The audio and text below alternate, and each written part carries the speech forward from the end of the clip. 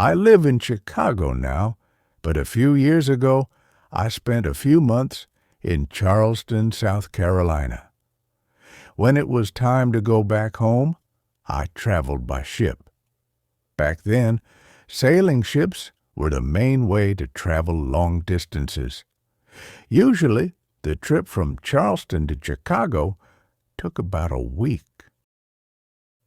If the weather was good and the wind was strong, it could take only 5 days. But if the wind was weak or the tide was bad, the trip could drag on for 9 days or more. Ships didn't have fixed schedules. People had to go to the shipping office and ask the clerk which ships were going where. The clerk would tell them the destinations and write down their names. Later, the captain would send a message to the passengers when the ship was ready to leave. I found out that a ship was going to Chicago in mid-March, so I booked a cabin and stayed in a hotel while I waited.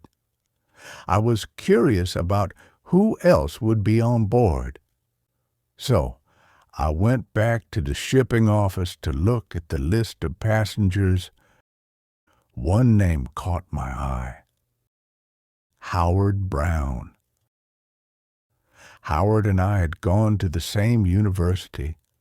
A few months earlier, a friend in New York wrote me a letter saying that Howard had married a beautiful, charming young woman. I had never met her, so I was excited to see her. Why were Howard and his wife in Charleston? Howard was an artist. He painted and also bought and sold old paintings, which could be very valuable in Chicago. Maybe he had found a rare painting in Charleston. There were many old families there with paintings from Europe. I wondered if Howard was bringing one back to Chicago.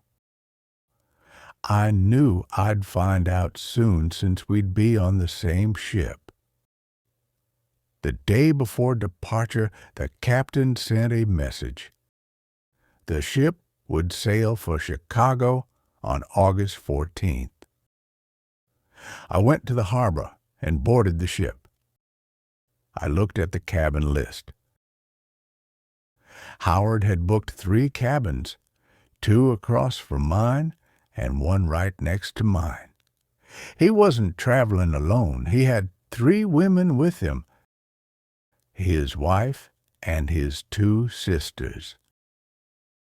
The sisters were staying across from me. I assumed Howard and his wife would stay in the other cabin across from me. But who was staying in the 3rd cabin beside mine? Later, I finally saw Howard and his wife. Howard looked pale and tired, and he didn't seem happy to see me. "Howard, it's so good to see you again. Is this your wife?" I asked. The woman with Howard wore a thin veil that covered her face, so I couldn't see her clearly. She spoke slowly and politely, but her accent was definitely from South Carolina, not Chicago. Howard didn't answer me at all. He just took his wife into their cabin and shut the door. That's strange, I thought. Howard is being rude. Maybe he's just being an artist. Artists can be odd sometimes. I'll talk to him later. But who's in that other cabin? Just then, 4 men carried a long box onto the ship. It was about 6 feet long and had Brown and Chicago written on it. They took it to the cabin right next to mine. I could hear them talking through the thin walls. "It smells bad, doesn't it?" one man said. "Yeah. What do you think is in there?" asked another. They left the box at the cabin and closed the door. I really wanted to see what was inside, but I couldn't just open it. I decided I'd talk to Howard first. That evening at dinner, I tried to talk to him again. He barely spoke and didn't eat anything. He looked sick. "We're old friends, Howard. Why are you acting like you don't know me?" I asked. He ignored me. I was annoyed and blurted out, "Are you so worried about what's in that box?" "Don't worry. I won't tell anyone your secret." I regretted saying that immediately. Howard's face went white. His eyes looked wild. Then he fainted and collapsed onto the floor. The captain and 2 sailors carried him to his cabin. I tried to sleep that night but couldn't. I heard someone go into the cabin next to mine. I heard the sound of metal scraping on wood. Was Howard opening the box? Maybe I dreamed it. Maybe I didn't. I thought I heard someone crying too. Howard didn't come out of that cabin for days. He didn't eat anything. I kept thinking, those paintings must be worth a fortune. But then I wondered if there was more to it. Mrs. Brown, for example, was strange. She didn't stay hidden. She talked to other passengers. When I finally got a good look at her, I was shocked. She wasn't young or beautiful at all. And she spoke like a local from South Carolina, not like someone from Chicago. Had Howard made a mistake marrying her? Was he ashamed and miserable because of it? I didn't know what to think. Then, a few days later, a terrible storm hit. The wind howled all night.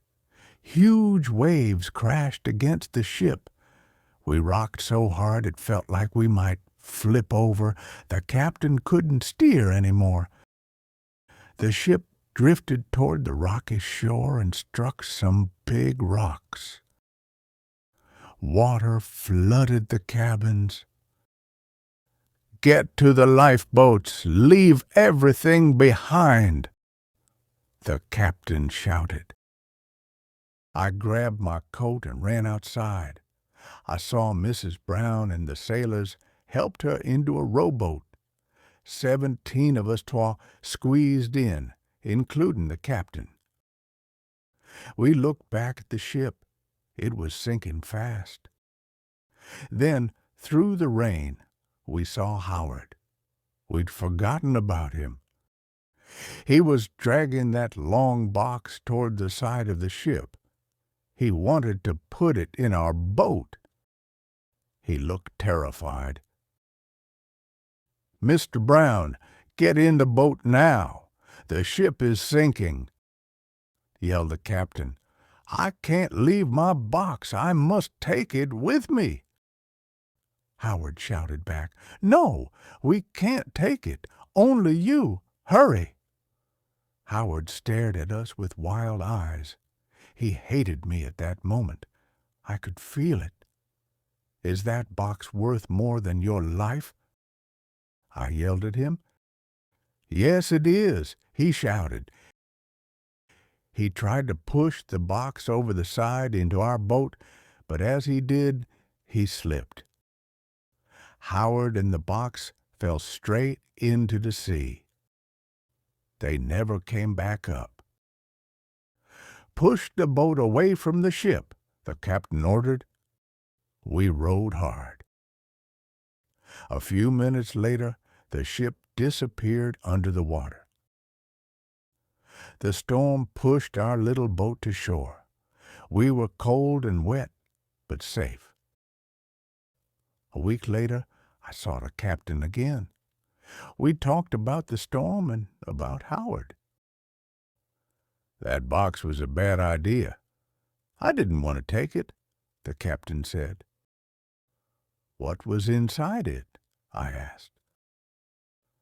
The body of Mr. Brown's dead wife, he said quietly. She died suddenly on August 13th, the day before we sailed. Howard wanted to take her back to Chicago. No other captain would let him bring a dead body on board.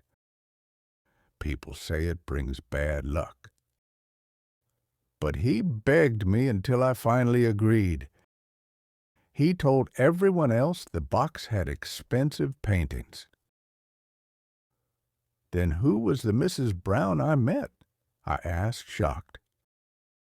His servant. Only I knew the truth. Howard loved his wife too much to leave her behind, the captain said.